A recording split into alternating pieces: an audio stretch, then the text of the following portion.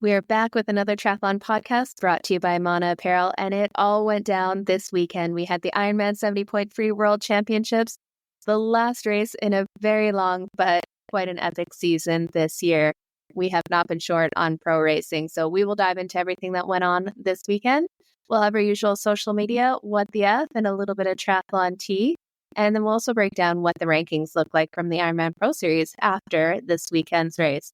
Before we jump into that, unfortunately, we are missing Fede today. He is still over in New Zealand, soaking up the sunshine, getting a little bit of a downtime after his race, which is very much well-earned. So we'll jump in and say hi. Josh, how are you doing? What have you been up to these days?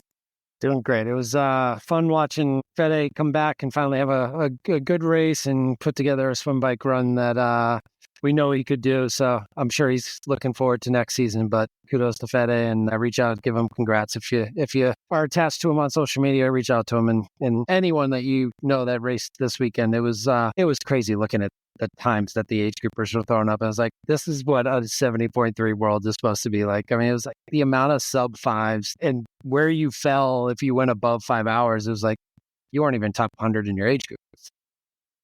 Yeah. It was crazy looking at some of that stuff. And then it was like everyone started like, well, I was top 10 in the US, top 5 in the US.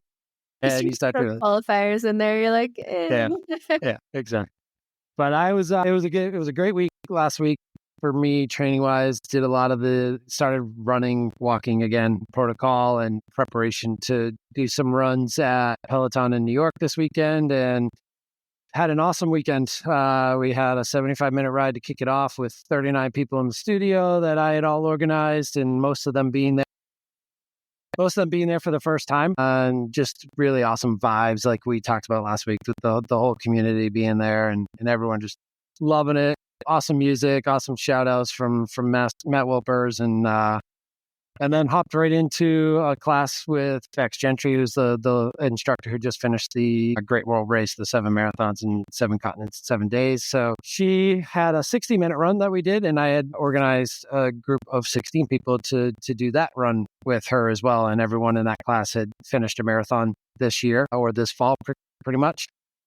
Also had 2 members from her Great World Race join us too. So the lady Hillary Kupish, who won the whole thing, male and female, had the fastest time over the 7 days. She joined us, and another member, Tim, from the race as well. So there were 3 Great World Race people in the studio, and then the rest of us normal marathoners there as well. So was able to survive our 60-minute run and felt great about that. And then opted into another cycling class to end the first day, and then went back and I did a 45-minute row early the next morning, and that kind of like loosened everything back up. And I was like, this is why I should probably row a little bit more than I do, because it is a great full body activation. Did that, and then I did another 60-minute run later in the afternoon, and the body held up, the Achilles held up, the ankles held up, and just got off the tread again. Hour plus run just now with 7-minute run, 1 minute walk, 7-minute run, 1 minute walk, and we'll kind of repeat that 8 times over and over. So feeling good, recovering. I'm just doing everything I can possibly to keep my ankles strengthening and not blowing up on me in the off season, because we're trying to do some big things next year. So yeah. Being smart about it at the same time. And I just got these really cool Thera Ice ankle boot compression ice things that I put on as soon as I'm done working out, and that's been helping as well, just kind of pull down some of the inflammation and stretching and everything else I can. So it was a really awesome community weekend, and I'm still healthy, so everything worked out well. Well, I'm glad you could get healthy enough in time to go do those workouts. I know you're really looking forward to them, and it sounds like everything held up. So you're back on the road to recovery, and this is the time of year, just listen to your body and make sure that you can hit it kind of full force as you head towards Oceanside. Will be your next race?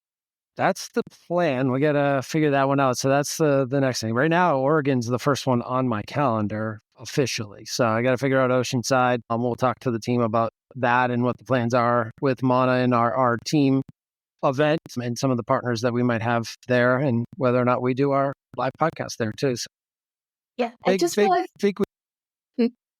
just going to say, I just realized Oceanside is the weekend before Ironman Taiwan. Oh gosh. Right before. So we'll see. Might be a stop off in Oceanside on the way to Taiwan if I can make that happen, because Yeah, that is such a fun atmosphere. And we've got so many Mana members that come out there. Probably easy to fly out of LAX as a Yeah, you're not too bad there. Check out the flights and stuff. I'm starting to realize the travel to this one might be more interesting with some regional jets and very small airports close to the race, unless I want to attempt to drive in Taiwan, which trains, all this stuff. So it was also interesting this weekend the last week, watching all the different travel that all the pros had and documented who took the longest and who had some tough routes and tough airlines. And sounds like Paula and Eric have had some rough travels, and this one on Air Canada was great. They got upgraded and everything. So it seems like they might have won the travel to New Zealand lottery. That is excellent, because that is no short trip, no matter really where you're coming from. It's not easy. Not at all. Not at all. So how was your week of training, and how is it going for Taiwan? Yeah, going pretty good in here. Nothing too crazy, although I did get a good reminder of the effects of alcohol in training. Had a couple of Christmas dinners, one Saturday night and then one last night as well. And the Saturday one definitely went for it more. And I've been doing all this heat training on the bike in the pain cave, and I've been getting better and better at it. Not the case after a late night out with a few cocktails. I'm pretty sure I sweat everything out, but it was funny. I had way less resistance to the heat after a night of drinking, because I was probably already dehydrated from the alcohol and stuff beforehand. And I don't drink a ton regularly, so I was definitely feeling the effects. But by the end of the bike ride, I'm pretty sure everything was gone. It's gone now. Yeah. No, but definitely impacts the sleep, impacts their performance. But it's one of those things, 80-20, 80% of the time, have all the good habits, do all the right things. 20%, you got to have some fun and live your life too, because we're not professional athletes and can't live like the Norwegians, just monk-like doing swim, bike, run and nothing else. So it's definitely fun to get out there and have a little bit of holiday cheer and some really, really good food too. And I think that's where that 20% piece comes in too a lot, is the nutrition aspect of it too. Because there's so much to food that just makes you feel good, and you don't want to. And we get so dialed in nutrition wise when you are training and getting ready for a race, that the off season is one of those times where you don't want to let it go, but it's a definite time to let back a little bit and enjoy some of the things that you haven't been able to enjoy, or the volume of some of the things you haven't been able to enjoy. So definitely. And even myself, I'll usually gain almost 10 pounds in the off season, just take a step back, build some muscle mass, and just not overthink it. And the first few years I was in triathlon, that was really tough, because I had come from, losing 50 pounds and gaining weight back was almost scary back then, thinking, oh, am I going to go back to where I was before? But you need to let your body reset a little bit. You need to let your hormones chill, not be in that deficit. And it definitely helps, especially if you're doing some more strength training. Just having a little bit of letting your body go to its happy place. I think a lot of times we're racing a little bit lower than our body's kind of set point where it's happy at. So giving it a chance just to reset is a very good thing. And if you're doing the training and you get back to the 80% good eating, it will come off as you go through the season. But yeah, you need to give the body, the head, the hormones, everything a reset in the off season. And that's a good one. I mean, that's exactly where I'm at, about 8 to 10 pounds above where I playing weight type thing would be, but not concerned about it. It's just it'll come back when the volume picks back up and specificity picks back up, right? And even this week, we talked about the Garmin and how pissed off the Garmin was at me. I was I went from underperforming or no status to overachieving for 2 days to now back to underperforming. It's how does that happen? But it's all in the plan, and I'm just enjoying it. It was a good weekend of food and friends and community, and like you said, that 20% fills your cup in other ways that we all need. Exactly. Man, my Garmin's been stuck at unproductive for the last 3 weeks, because I'm not doing any intensity right now, just kind of building that base again. So it's you need more VO2 work. Go faster, go harder. I don't want to. Yeah, my anaerobic's barely registering. If it does, it's probably because of a pool workout. Went hard there. Yeah. No, building that foundation and a deep base is the best way to assure that you can go to some of that high intensity efforts and actually be able to sustain it. And you know what? You need that aerobic foundation. So much of what we do is in that aerobic area. You definitely need the intensity to get some muscular strength, to be able to have a few more matches to burn. But at the end of the day, you're just riding in zone 2 for a very long time for an Ironman. Yep. Well, let's jump to some people who are definitely pushing above zone 2 this weekend. We had the Ironman 70.3 World Championships in New Zealand. This is a crazy race that half the field qualified for in 2019, like 5 years ago. So it finally came to fruition. I was having so much FOMO not being there. I actually had a few people messaging because I was on the app, the start list and stuff. Like, what happened? Are you okay? I did not start. I'm like, yeah, I'm back in the cold Canada. I didn't add you to my tracker. I had some insider information. Good call. Yeah. You got the insider track on that one. But it was very cool to see. We had a ton of Mana members out there. And actually, this is kind of cool. Team Mana won the Division 2 club championships. We're number 1 in Division 2, which is very, very exciting. And the team has grown so much that next year we're going to be competing in Division 1. So just kind of cool to see the team showing up, performing. We had so many team members out there racing. It was very, very cool to see. My phone was losing it all day. We'll be going after second place next year because first place is kind of locked in with that 4-letter word. But we crushed ours, so we'll get after Division 1 next year. Yeah. And if you are interested in joining the team, check it out. We still have the social membership is available to come join us and get on all of our numerous WhatsApp chats in there. That was definitely going off in a few different conversations. But back to the pro racing, we had it all kick off on Saturday, New Zealand time, which was Friday over here in North America. And we started off with the women's race. Josh, you have a bit of a rundown what we saw on the women's side. Yeah, I would say on the women's side, and again, this was all wetsuit for both the men and women. So I think we felt like there was going to be some bigger packs, and you would probably have your front swimmers maybe pushing it a little bit due to the weather and the temperatures being down in the water and getting out of the water as the day progressed. The temperatures would heat up, but they were going to be able to push the pace on the swim. So. And it started right off the bat with the women's race. The leaders were the ones that we kind of figured, and it would come down to could the Kat Matthews and could the Ashleigh Gentle stay close enough to those lead swimmers to make the bike and the run interesting. And for a while it was. The swim, I think they were only separated by maybe 30 or 40 seconds from pack to lead to chase pack. And the front pack included Sarah Perez-Sala leading as we all expected. Okay. Yeah. Yeah, and no surprise there.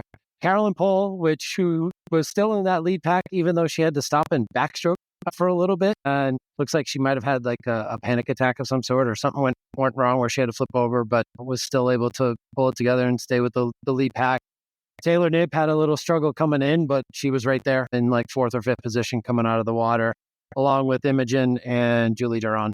So Taylor's kind of looking over her pack, and man, that T1 transition out of the water, up the ramp, across a bridge, then up another meters or something. Yeah, like a good quarter mile run straight uphill. So I would imagine if you look at anyone's files on Strava or whatever, their max heart rate was hit either they're going into T1 or as soon as they get on the bike going up the hills to the beginning of the bike course. So somewhere in that range is probably where that max heart rate spiked, if not maybe one of the highest heart rates these guys have ever had based on that run. But then we got onto the bike, and Taylor, unlike in the T100 where she had to push to catch up, this race she was on from the beginning. And yeah, and then a good little chase pack started to form behind her, and you had the likes of Kat and Ashleigh and Imogen was trying to stay with Taylor for a little while, but then it was Imogen, Julie, Paula,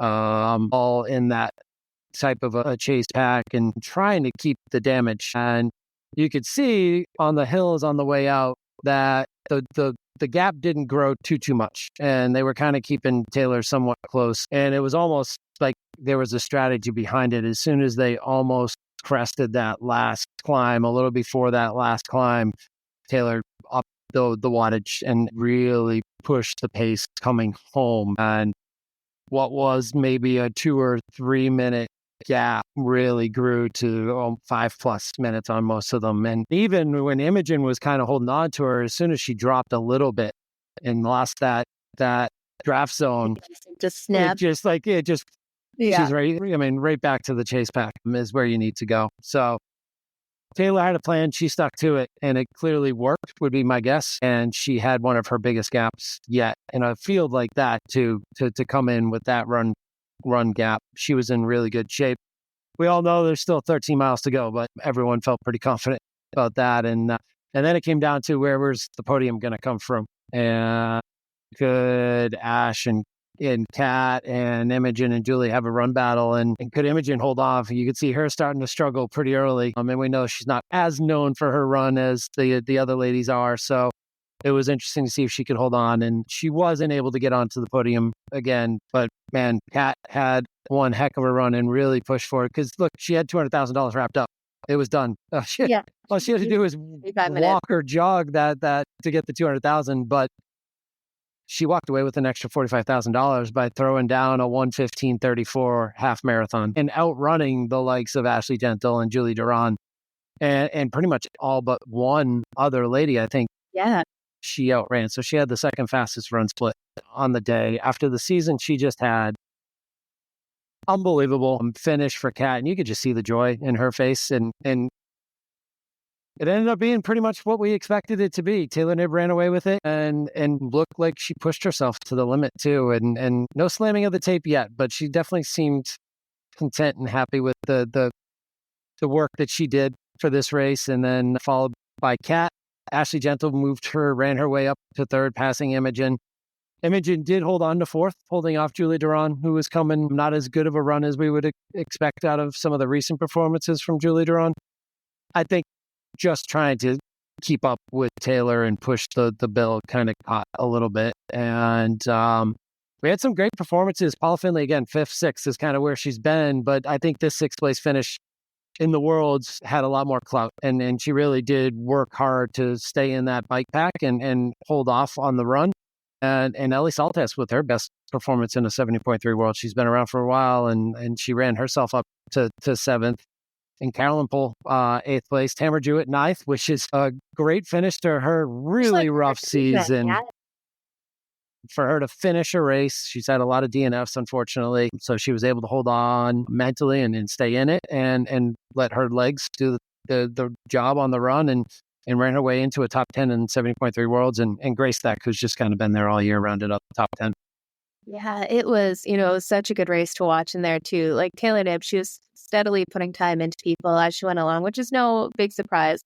But that 60 to 80K mark, she put an extra 2 minutes in over 20K, which is like when you're talking this level of women racing, to do that in 20K is absolutely astonishing. She rode like a 2:10 and next fastest was, I think, Kat at 2:14:40. So like that is some serious power out there because these women are no slouches. And I think Kat going in said she could run around that 1:15 time. And sure enough, 1:34, second fastest overall. Like that is just incredible to see the level that these women are performing at. And the way I think Taylor Knibb has really forced a lot of women to raise their game again. And next year, it is going to be all about the bike because they can't, like, in some of their best performances, they can't be losing 2 or 10 minutes to Taylor Knibb. So I think that's definitely going to drive a lot of these women's off season. And we've already seen it with Ash Gentle signing up with a cycling focus coach saying, okay, I know I need to make some changes there. But it was just unexpected in some ways and totally expected with Taylor Knibb just going off the front. Yeah. And I would say, like, even it was a one loop course. And I did make the mistake last week of saying we thought it was 2 loops. The original course, the usual course, it used to be 2 loops, and they made it 1 loop for the world champs, which was a really good thing for a lot of the pros. But one of the things it does do is you don't get those splits that you would get if it was a 2 loop or 3 loop or 4 loop T100 type course.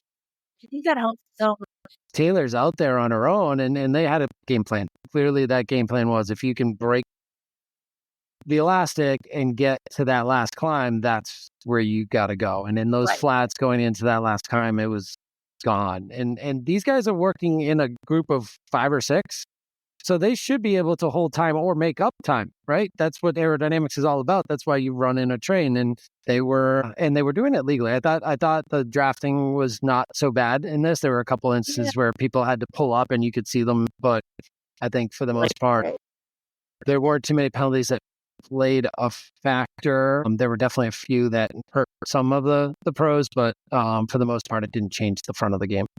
Yeah, and how good, like Kat Matthews, when you have like a season like this, she's done everything. She's been successful everywhere.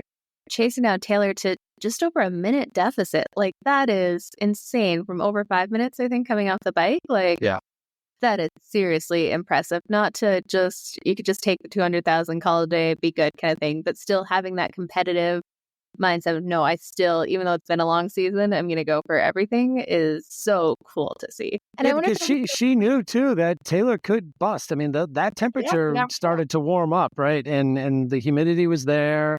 So you never do know what's going to happen over a half marathon distance. And she knew she could run into her. And then Taylor started to have the GI issues, which we didn't even talk about either. This time she went straight into a porta potty. No talking to the camera, guys. No bad language that we needed to bleep out. But no, she had to make a porta potty stop. So another factor where she's got to obviously figure something out on the run there. But and you talk to Kat's interview after the race immediately is, what do we have to do? It's the bike. We've got, and you said it earlier. I mean, they've got to figure out a way to gap that 4 or 5 minutes on the bike. Once she's gone, she can time trial with anyone, and she's a world time trialist now. Minus a few crashes in the Olympics, you'd be talking about an Olympic medalist too. Yeah. And did you see the celebration on the podium afterwards? They were handed big mugs of beer in there, and it was funny. Taylor Nib just ran off. She's like, nope, don't want any a part of it. And of course, the Aussie Ashleigh Gentle kind of instigated the beer flinging around in there. But I think it was cool to see they're just happy to be done with it and have the result they did. And we didn't even talk about Ashleigh Gentle. It was her first 70.3 World Championships, which seems insane to think about, but not too shabby pulling up third on your first one there. Now, she's definitely looking more and more comfortable on the TT bike. For sure. And I think that's going to be a big part of what, like you said, what she's going to be working on with her new coach. So we'll go through some of the top rankings now that we have the updated PTO world rankings in there. And I don't think it quite went the way people thought. There was a lot of talk of a number of names going in, but at the top here, we have Kat Matthews absolutely destroyed it. So impressive with the T100 rankings as well. We got Jackie Herring in second, Lottie Wilms third, Hannah Berry fourth, and Maya Stage Nilsson in fifth. There's definitely, we had a few others go down the line. You can check it out. But they had some very good paydays, not to mention, like you said, 200,000 to Kat Matthews for winning the overall series. I mean, that'll pay for a good vacation and off season after this. Or a house in New Zealand. It sounds like her and Mark really liked There we go. this spot. And that's the other thing. Let's talk about that too. It seems like people want to go back to New Zealand after this week and weekend there. Like Topod just like was epic. And anyone I talked to that I knew that was over there racing on the age group level just loved the whole experience and loved the whole town, loved the whole area, and like nobody wanted to leave. And it seems like Topod really stood up and held its own in terms of hosting a race like that and just the whole area and its beauty. And there were days of rain and wind, and it was like, still didn't hear anyone complaining. Like it was still phenomenal. So kudos to Topa and New Zealand for stepping up and waiting to host this 70.3 because they pulled it off. Yeah, the aerial shots in there really made me want to go over there and visit. I still want to know what that fire was, but I didn't look that up. Yeah. Well, that's it for the women's race here. Let's jump into the next day. We had the men's race on the Sunday, but our Saturday time. Do you want to tell us a little bit about how that went? Well, we definitely had a big pack of swimmers on the men's race. And again, wetsuit legal. So nobody's going to truly get away, but we knew Greg Harper was going to go for his 70.3 course record or 7.3 world champ record. And he just missed it by 15, 20 seconds, I think. It sucks to be that close.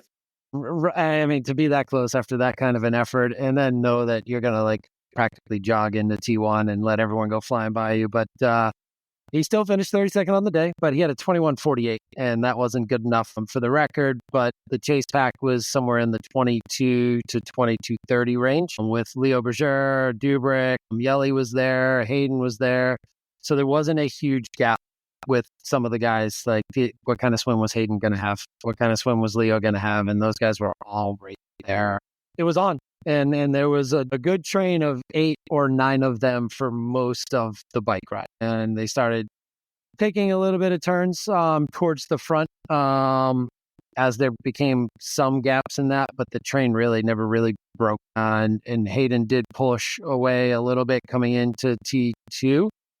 But for the most part, you had 8, 9 guys in this race coming off the bike, and it became who's going to win this half marathon. And just like Paris, we had Hayden Wild take off, and he had a 20-second gap. He had a 40-second gap. He had about a minute 5 gap at one point on Yella, who had kind of separated himself from the rest of the group into second. And we all know what he can do with his run legs after we saw the Tinder Vegas performance that he put down with Martin not be able to hold on. So Yella just kind of stuck to his plan. And then all of a sudden you got to, I don't know, the 9, 10, 11 mile mark, and it started to go the opposite direction. He wasn't holding on to the lead, and then it started dropping, and then quickly with about 6, 4, 5K, 4K left, it got really close, and then at 3K-ish, Ella caught him.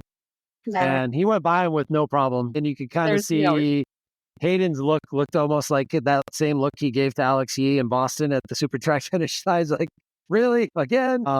And kudos to Hayden for holding on to second place, because it's not like he still had 3K to go, and he was already losing everything that he had put into this race. And Yella was just kind of running pretty steady pace and pushing. But I think Hayden came out and ran like stupid fast first K too. It was like, well, he put it out there. He wanted 65 minutes to get it done, which would be pretty epic. 65 minutes is what he said he was in train for and in shape for, and for this course, which he knows well. He's raced on this course. And the interesting thing to me too, like on the bike course, we talk about how they would be pushing watts that they weren't used to seeing the speed aligned with. And yeah, that really didn't play in. I mean, these guys threw down 2-hour bikes. Hayden was 1:58.51 with the top bike time. And you could see a lot of them were riding on that white line and just using that extra paint to kind of help seal the chip. Move it a little bit. And they were just using the white line on the side of the road as much as possible. So smart game plan there. But no one ran a 65, but Yella did run a 1:07.34. So 67.34. Crazy fast still, especially in those conditions, because it got warm as the day went along. But in 3.5 hours, you're still only looking at 10:30 in the morning. I mean, it's crazy how fast these guys are moving now in the 70.3 world. And Hayden had the whole crowd behind him. Kyle Smith had the whole crowd behind him. I think Kyle was probably a little not ready. And we talked about this too, the people coming out of Dubai, how well would they do? And on the men's side, you saw it play a factor, because our top 3 on the men's side were all Parisian Olympians, with Yella in first, Hayden in second, Leo Bergera again in an awesome podium performance. And first time he's lost to 70.3, but he still gets in on the podium in the World Championships. And not too shabby. If you didn't see, check out what Leo Bergera wore on the run, because I think you might like bucket hats. You might want to go pick it up, because they're about to sell out. We cannot have this be a thing. Like I was talking to you earlier, there was a while where there were a couple good performances with a trucker hat, the big foam trucker hat, pre-pandemic and stuff. And then all of a sudden it was all about all these big foam trucker hats. Everyone was wearing them everywhere. And I was just like, this is not a good look. But man, the bucket hat's even worse. I mean, it's such like the New Zealand thing, but no to the bucket hats. And even in Kona, there was a bunch of the precision hydration crew were all rocking bucket hats. And I'm like, no, I'm not on board with this. We cannot have this be the next trend. We look geeky enough with all of the Lycra and all of the, shaved legs and everything. We can't add bucket hats. It'll be interesting if it has become a trend. What is the reasoning behind it? Is it easier to hold the ice in there? I have no idea, but he definitely stood out. That's for sure. You knew the Frenchman was coming in his bucket hat. We also knew Kyle Smith was coming in his white suit, not the black suit, which he debated. Do I go with the white or the black? And he's like, I know the white's going to get a lot of comments and light up the chat boards. But I mean, what a season he had. And to finish 4th in your hometown, just off the podium. But he still, he ran a 1:13.15. It's not like he had a bad run, but he did run out of fitness against some of these these short distance Olympic athletes who are making the jump to 70.3. We talk about this a lot of times. It doesn't work out, but I think we've got a number of them this time around that are going to be around in this mid distance level for a while. Yeah. And Well, they're going to compete. I'm curious to see if we didn't have that Dubai race, because really you're looking at some of the next to the best in there too. We're all kind of racing that Dubai race and the T100 series all together. Like, Yeah. you got to think at this point they're starting to feel some fatigue where the Olympic athletes, they had their big race back in the summer and a bit of downtime. They raced some other things as well. So it's not like Hayden Wild wasn't going in fresh with the Super Tri series and stuff too. But you got to think that T100 series took it out of a few of them over the year. And the travel and everything associated with it too, right? So some of the locations they went to. But let's rounding out the top 10, Justus Nieschlag, who we all thought could play into this as well, held on for fifth. Rico Bogan, Henry Skuman in sixth, and then Rico Bogan, defending champ, in seventh place. And not a bad showing for somebody who everybody was coming after, and he had to kind of defend himself all year long and held his own. Harry Palmer, probably his best performance to date, in eighth place, and then Greg Barnaby. So there ended up being no question who was going to win the Ironman Pro Series, because early on, Marquardt got out of the water and got on his bike and both of his legs seized up. So he was off stretching, getting off the bike and trying to find any way he could to get going. And he did. And he got through the bike and he got through the run, but he wasn't going to be within 8 minutes and 30 seconds of the winner. And really, Greg Barnaby had it locked up pretty early on and knew that, and still finished himself in the top 10 with a 1:12:05 run. And Mark Dubrick, 10th in the world in the 70.3. So we like to talk about him a lot. And he held his own and had a heck of a performance with a 1:10. He ran a 1:12:05, he and Greg Barnaby. There were some cool sprint finishes. Matt Hansen had a sprint finish to get into the top 15, which is the last spot that gets paid.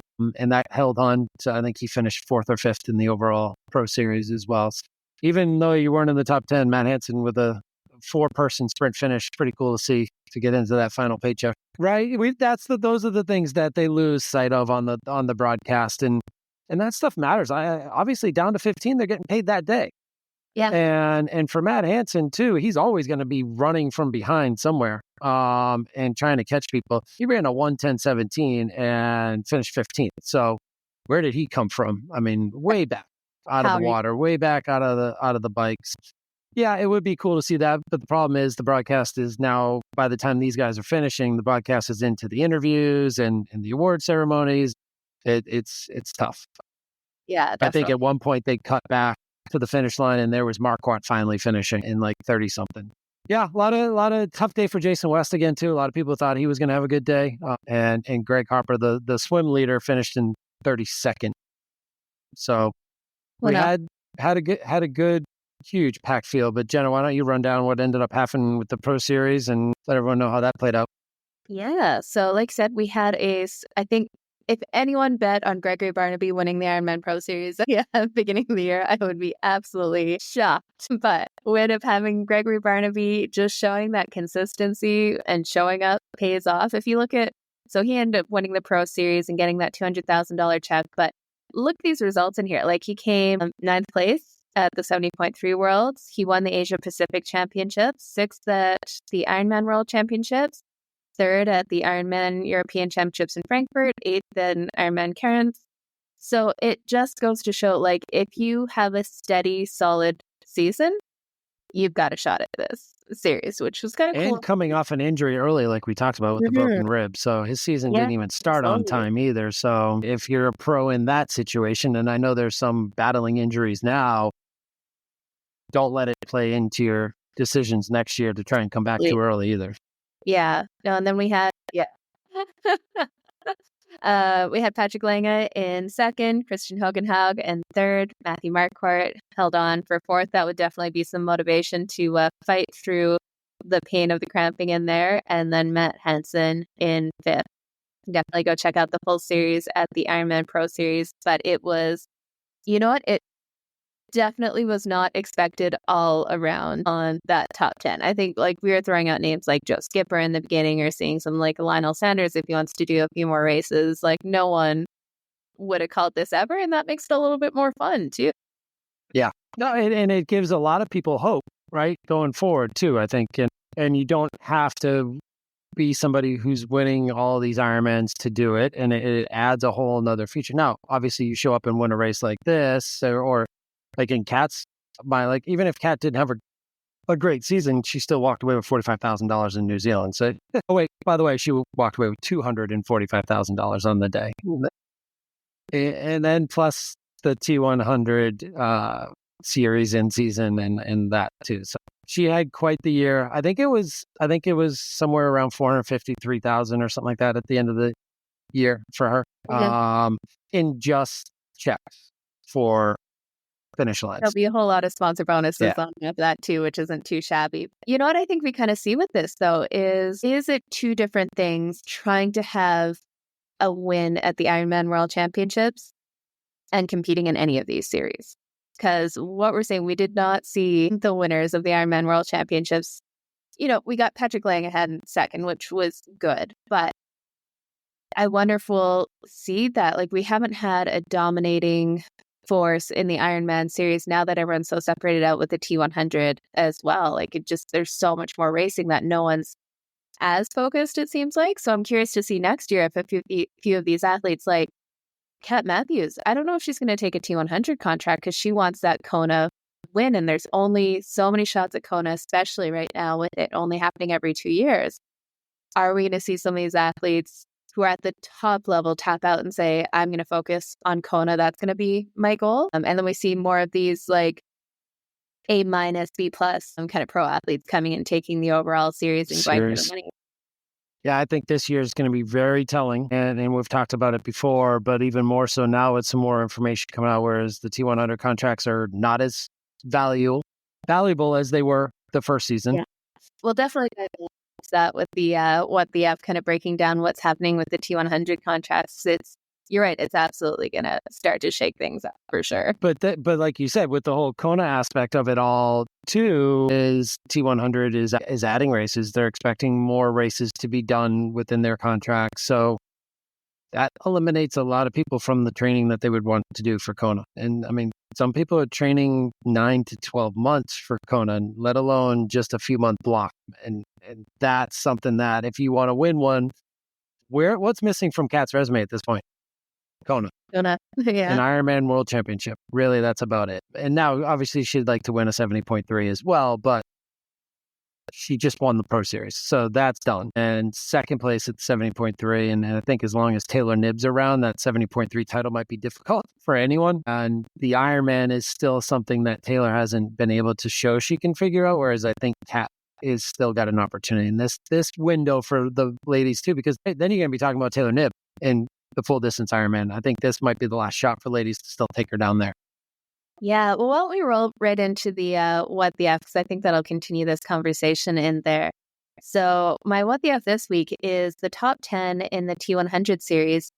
They had until the end of this weekend to tell PTO if they're going to be accepting their contract or not. Now, how much of that was kind of, you think as an athlete on one of the biggest race weekends of the year, you don't want to be thinking about if you're going to, one, take a contract, two, with the changes in how they're going to be allocating the funds, having to think about that and do the math to figure out, is it worth it? Is it not worth it for me to do all of this? It just seems like a lot to put on them right before 70.3 World Championships. Of course, T100 isn't too worried about that because they'd rather they didn't race them, race the 70.3 World Champs. But they had until the end of the weekend to decide, and we don't have full numbers and figures yet, but the rumblings around some people who are in the know about the contracts is that they're going to be putting a little bit less money up front for the contracts, and a lot more will be based on performance at the actual T100 races, which from a race perspective, I think is absolutely the right call. Like, we saw a number of athletes this year kind of just showing up to the T100 races with their goals being outside of the series. So weighting it more heavily towards actually performing on the day, I think gives people a lot more incentive, which is quite the shift from the conversation going in where they're like, oh, these athletes are all competitive. They're going to give it 100,000% every time because they want to win. It wasn't quite what we saw at the top end. We did, but not all the way. Not all the way down, for sure, especially as they started to realize there were gaps in the contract language Yeah. throughout the season and ways out of the injury clauses and other things started to turn up. And then you saw some athletes actually really go after the Yeah. T100, right? And show up and hope that they can make a start line and then have to back off and still be there. We saw that happen a couple of times too.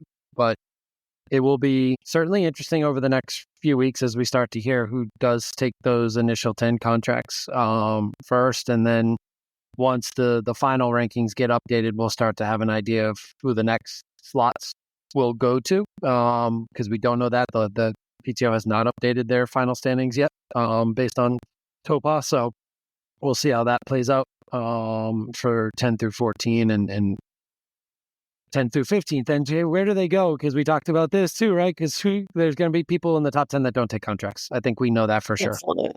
Especially on the female side and a Kona year. And even on the men's side, who knows if everyone's going to take those top 10. I don't think everyone will. So it's going to be an interesting couple of weeks. I for sure don't think Kat is going to be taking a T100. Yeah, it'd be hard to see. So what we know so far is T100, the contracts, the money will go more towards performances and less money up front, which at the same time, they're also going to be asking the athletes to do more races. Last we're hearing kind of 6 races instead of the 4 beforehand, maybe 8 to 10 locations will be finalized by the end of the year there. So you're giving them less money to do more races, taking away during a Kona year for the female side. So I think they came out really hot, which made it some great racing this year and had a lot of big names sign on. You got to think the athletes coming back now are like, so you're going to pay me less to do more and you want me to come back? Which from a fan perspective, it's great that they're going to be racing and have that incentive to get more money by their performances. But from the athlete side, you got to think that's going to be a bit of a tougher sell from the team. Yeah, it's again, I think there's so many good athletes now too, where I think that they're like, well, we'll fill it in. But if you're the T100, I don't want to lose Kat Matthews. I don't want to lose Taylor Knibb. You don't want to lose these top athletes, and there's a good chance that they might. What if they hold on to like a Taylor Knibb, but then lose the 2nd, 3rd, 4th, and then we have a bigger gap, like 10, 15 minutes between Taylor Knibb and everyone else in there. So I think that's where it really gets bad is if they miss those, like not Taylor Knibb at 2nd, 3rd, 4th, 5th, then the racing gets a lot less exciting if they only have from like 5th down, because they're going to be 15 minutes back. One of the things that would be nice too, because you see it in every other sport, is the publicity of these contracts too. And I know people like to keep things private and all that, but it's not the way professional sports work anymore. And I think the more transparency there is, the better it is for the sport. Hey, and in a perfect world, Ironman and T100 get along and high five each other and we start to work. Like you could even see how awkward it was during the pro interviews in TOPA. I was like, they didn't know, can I talk about that other league? I was like, how many people said, I don't know if I can mention this one? Yeah. And they kept talking about how much racing these athletes did during the year, but would not mention a single race. You can't say like they've been racing a lot or they just raced or there've been so much going on and then can't know what you're talking about. Right? Like, and they mentioned Vegas a few times, just because you had to, and that adds more to talk about, more to commentate on, more to pull us in. But they just refuse to make any reference, which doesn't serve anyone. Like, play up how good these athletes are. And you could see that came from the top down too, which it stinks that directive is there. And even in like some of the interviews, it was like quickly changed subjects when somebody started talking about it. But transparency would be great, and I think it would help all of these athletes make some decisions. Mm-hmm. I don't know. And I think that was in their original thing was they were going to, like when they first started talking about this, they said they were going to publish the contracts and put it out there what people are making. And the athletes in the series all kind of know what each other are making and what the contracts look like. But they're traveling together every other week. Yeah. And it's very kind of stock standard. There wasn't a lot of negotiation room like some other contracts. But I don't think they ever really put it out there to the public, which was something that they said they were going to do kind of along the same lines as bigger professional sports. No. And it'll be interesting to see how Ironman reacts this year too, because I think, again, we have this notion that the Pro Series is continuing, and it is for next year, but how long is this going to continue? And how long are these trends? And when do we go back to Kona? And a lot of factors are still to be determined on this. And it's all good conversations, because these are conversations that weren't happening a couple of years ago because we didn't have this competition, but we want to find a way. And we want to find the way we work well with other podcasts. And like, we all are trying to make the sport better. And to us, it's not a competition. The more information that's out there, the better. And the more people reporting on it, the more eyes there are on it, and the more people want to do the sport. And then eventually somebody who is a great cross-country runner in high school gets in a triathlon, and they're not going to Oregon to run track. They're trying to become a triathlete because it is a sport that entices people to come and do. And we'll talk about some triathletes going the opposite direction. Yeah. Diving into some other options and opportunities. But yeah, I think the more eyes and the more visibility and the more transparency we have in this entire sport, this is the time to do it, because it is growing. And there are people getting involved in this sport that want to see it continue to grow and for everyone to be able to make a difference. Yeah, absolutely. Well, why don't we roll into the next conversation with your social media post of the week? Because it surprised me, but I am excited about it. What do you got for us, Josh? So if you didn't see it, because it kind of just got thrown in there over the weekend with everything going on in 70.3 Worlds, there's been a lot of triathletes that obviously came from run backgrounds, and we've known that. And there's been some crazy run splits and 10Ks and half marathons, but you don't see many triathletes go and try and run crazy fast marathons. Now, we did see Cam Wharf like the week after Kona go and run New York City Marathon in 2:30 something, which is crazy. And he's a cyclist who can now run crazy fast. But our Olympic champion, Alex Yee, announced over the weekend, if you haven't seen it on The Guardian, he is not only running the London Marathon in 2025, he is registered to run in the elite field, and he's aiming for a 2:07 marathon. Unreal. That is just epic. So a 2:07 marathon, 2:07 to 2:10 is, I think, what he said exactly. But a 2:07 to 2:10 puts him in the running for a top 10, top 20 performance against the Kenyans of the world and the elite marathoners who have been doing this their entire life. And what does that mean for his season too? Because I know what a run block means to get ready for a marathon. And if he's going for a 2:07, 2:10, that's going to take some work between now and then. A fair bit of volume too, because that's quite the jump in distance, obviously, from 10 an Olympic to a marathon in there. Now he has some solid foundation for all the triathlon training, but man, I can't wait to see what he does out there, because we've seen he's one of the best runners in the world. And it just goes to speak to the level of running in triathlon that a triathlete at the short course can say something like this, and we're not like shocked or doubtful. We're just like, yeah, no, that seems legit. This guy can run like crazy. And he's running insane 10K times off the bike with the swim. So it'll be very, very cool to see what he can do in the marathon. And I'm excited to watch that one. Yeah, I think there's only been 2 British athletes ever who have run under 2:07. Real. His bar is up there. Yeah, your sights high. Just as long as he doesn't leave us to go do the Olympic marathon instead of triathlon, or try to do both. God, yeah, he's got to definitely defend his title. We'll see. But yeah, he's got about a 6-month block to get ready for London. And when is London again? Sorry. April. It's the week after the Boston Marathon. So April 28th or something like that would be my guess this year. 27th, 28th. Oh, crazy. Well, let's roll from that to a little bit of triathlon tea along the same lines. It seems like our Olympic athletes are kind of moving away from the short course distance. Hayden Wilde has decided to taper back on his short course racing and go after the longer distance for the next couple years. So it looks like he'll be racing the WTC race in Abu Dhabi to start off the year, but then won't be back until October. And the rest of the year, he's going to be spending it in the middle distance. Now, we've said it before, once these athletes start to go long, we don't see them typically go back, where right now we've got 2 of the top male Olympic athletes going long between the marathon and then middle distance racing. Kind of be curious to see, are we going to see the trend that we've seen with every other athlete who has attempted it, tried to go back to the short course and just be missing that 1 or 2% that they need on that high end speed? Or the difference with Hayden and Alex, I think, is they're so young that they have a better chance of kind of bouncing back and going in. The other instances we've seen of it, it's been kind of as they get a little bit older, they start to try the middle distance, but both of them are still so crazy young. I don't know. What do you think? So to me, I think Alex, the marathon thing is one way, but he's not getting into 70.3s. He's not jumping in on the T100 yet. We haven't seen any of that from Alex Yee.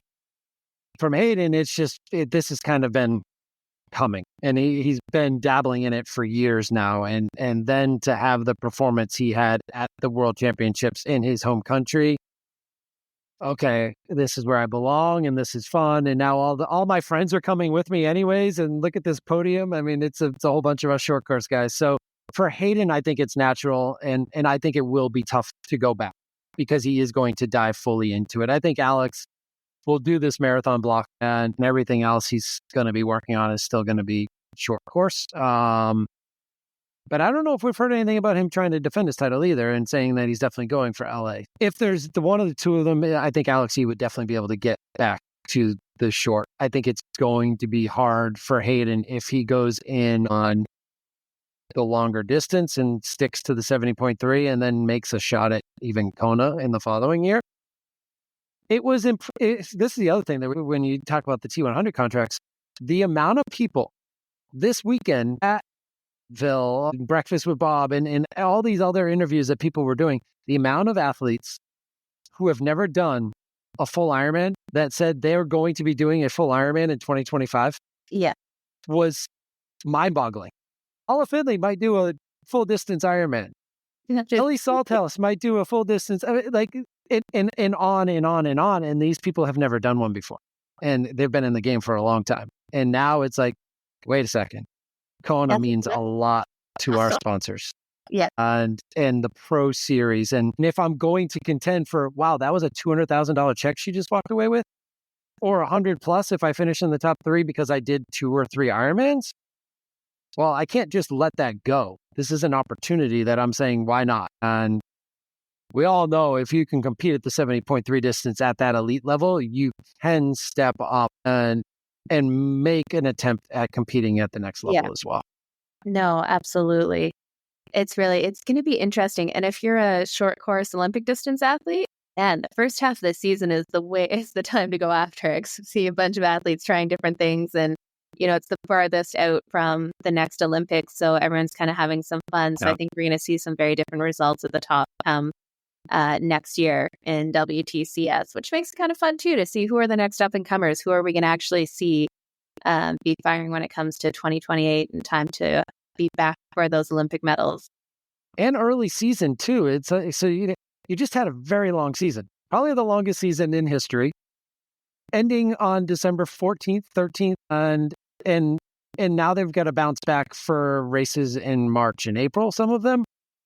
So if I'm one of these athletes who was not part of the end of this season barrage and I've been injured, man, I am looking forward to Oceanside. I'm looking forward to Texas and really taking advantage of maybe some of the fatigue and lack of a full training block that these athletes who just competed a full year are at. So that'll be interesting to see too, is what different contenders start to play out early in the season because they've had a true build into next year, whereas a lot of these guys are going to have shortened recoveries. And we talk about this in other pro sports.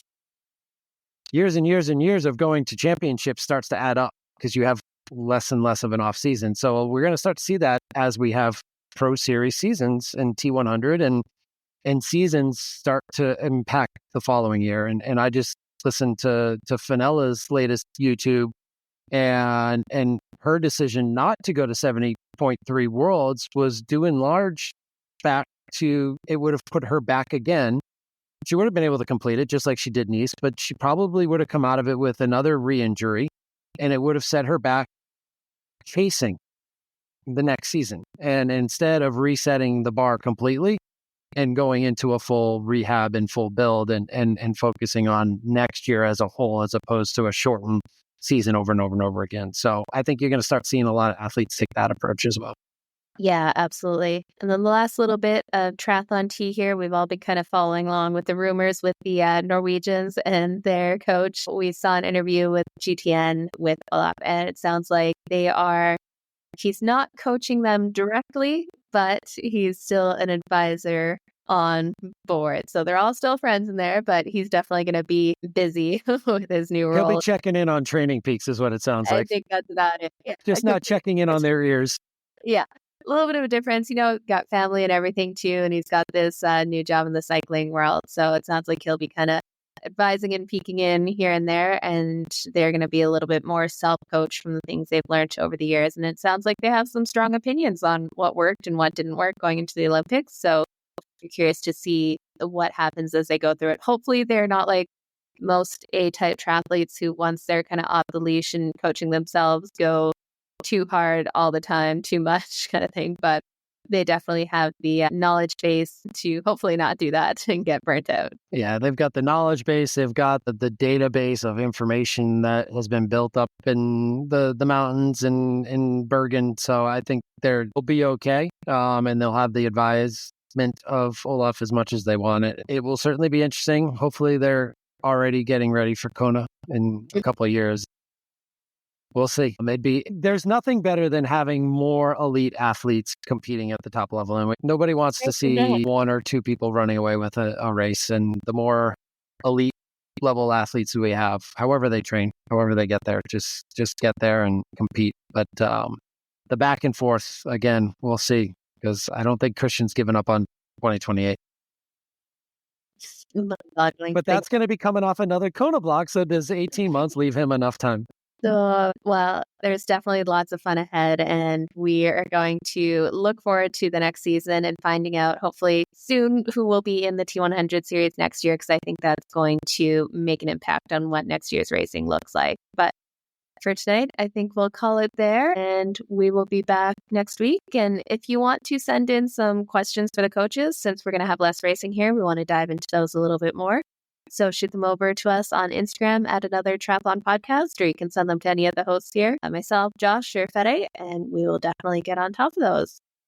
Speaking of coaches, too, I did want to give a shout out to my coach who won the 70.3 Worlds for the 50 to 54 age group. And she meeting a couple of former pros, and she knew she had her day cut out for her, but she had a Taylor Knibb-esque performance on the bike, like totally ran away with it and held on in the half marathon. So kudos to Benny, and a heck of a year she had. So pretty awesome to see. That's fantastic. Yeah. Excellent. Congratulations. Very cool. Well, have a great night, and we'll definitely be chatting soon. See you guys.